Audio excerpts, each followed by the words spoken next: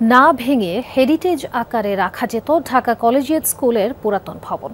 শিক্ষা প্রতিষ্ঠানটির ১৯০তম বর্ষপূর্তির অনুষ্ঠানে যোগ দিয়ে একথা বলেন অর্থ উপদেষ্টা ডক্টর সালেহ উদ্দিন আহমেদ।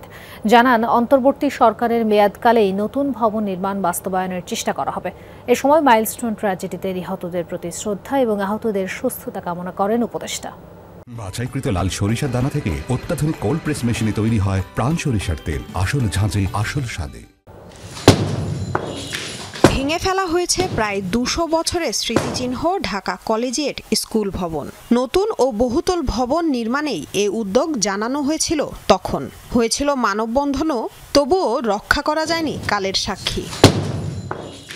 সেই ঢাকা কলেজিয়েট স্কুলের ১৯০তম বর্ষপূর্তি উদযাপন হলো আজ। প্রধান অতিথি ছিলেন সাবেক শিক্ষার্থী ও অন্তর্বর্তী সরকারের অর্থ উপদেষ্টা ডক্টর সালেহ উদ্দিন আহমেদ। এ সময় কেক কেটে উদ্বোধন করেন অনুষ্ঠানের।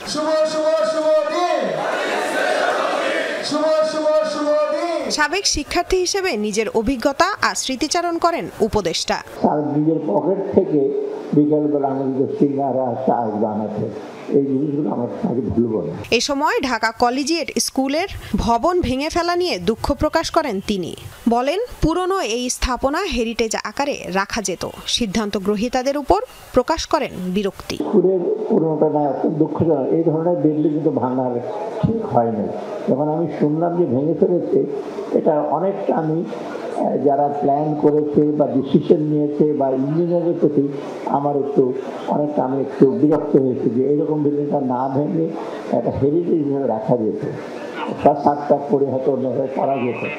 আমাদের দেশ হলো যত পারি ধ্বংস করে দিই, নতুন করে এসে করি, নতুন নতুন বিল্ডিং করছি, সেগুলো মেনটেন হচ্ছে না। এটা একটা দুঃখজনক ব্যাপার। যাই হোক, যেটা হয়ে গেছে সেটার ব্যাপারটা দুঃখ এসে করে আফসোস এখন লাভ নেই।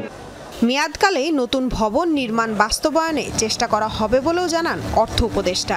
বলেন, শিক্ষা উপদেষ্টার কাছে এরই মধ্যে পাঠানো হয়েছে বিল্ডিংয়ের নতুন মডেল। আমি ইতিমধ্যেই শিক্ষা উপদেষ্টার সাথে কথা বলেছি।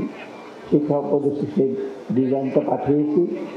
প্রয়োজন হলে আমি বলবো তাদের সাথে। এটা তো আগে হলে ভালো হতো। আমি বললাম যে যখন আমরা আসলাম অগাস্ট সেপ্টেম্বর মাসে, করলে হয়তো আমি দ্রুত এই জিনিসটাকে আরও করতে পারতাম, হয়তো একটু মনের মতো করে করা যেত।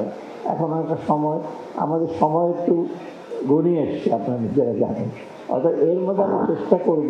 এদিকে মাইলস্টোন স্কুলে বিমান বিধ্বস্তের ঘটনায় নিহতদের প্রতি শ্রদ্ধা ও আহতদের দ্রুত আরোগ্য কামনা করেন অর্থ উপদেষ্টা। অত্যন্ত দুঃখজনক ঘটনা ঘটেছে, দুর্ঘটনা মাইলস্টোন। লামিয়া তিথি, যমুনা নিউজ, ঢাকা।